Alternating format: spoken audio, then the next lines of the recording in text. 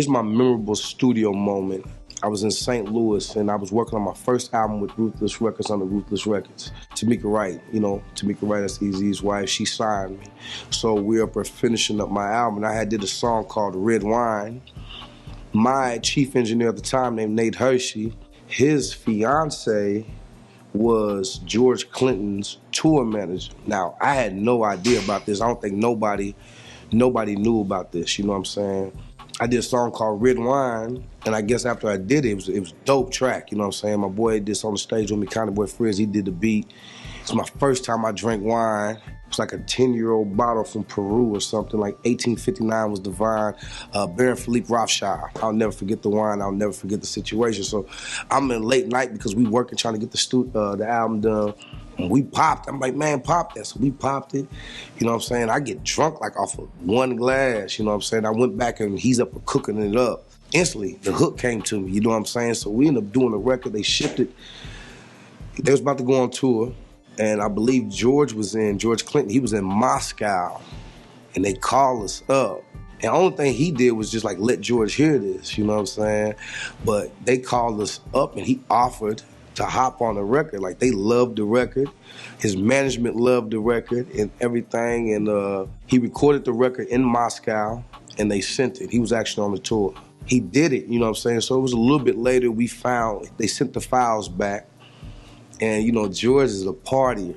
You dig what I'm saying? How I know he's a partier because I can hear it in the tracks, you know what I'm saying? So he was burning as he was going, you know what I'm saying?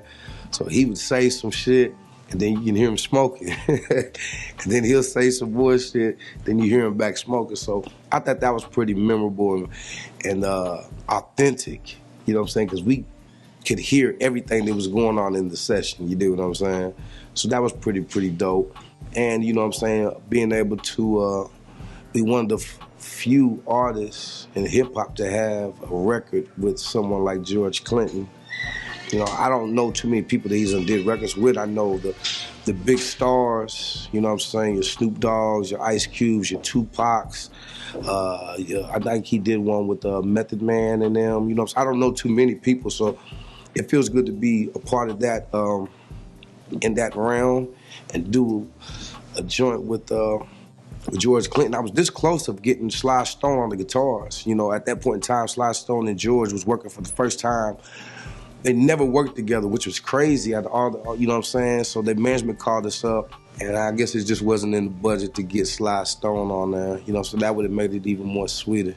But George Clinton, Red Wine, new kid coming. The best advice nowadays I got for people, I guess I'm growing a heart, and I just tell people it takes time, man. Whatever the fuck you're doing in life, don't expect things to start clicking, overnight. He literally verbatim rapped about this girl in front of her, just clowned like, oh my God. It was the coldest shit I had ever seen. Without calling her a bitch, because we have no cussing on that record. But he just dogged her right in front of her. And so we started shooting this Tiger Bone, man, and really there's no funnier human being than Noriega. And then we had to put him like idiots. He had a scene where he had to like drive up and down the block. So he in a Benz, and homie he doesn't even drive. So I played Letters from Vietnam. So he's like, all right. So he says, give me that. He lays the guitar down and starts playing a song with the Jim Beam bottle. I forgot what he was playing. And he played some song. So we started chatting.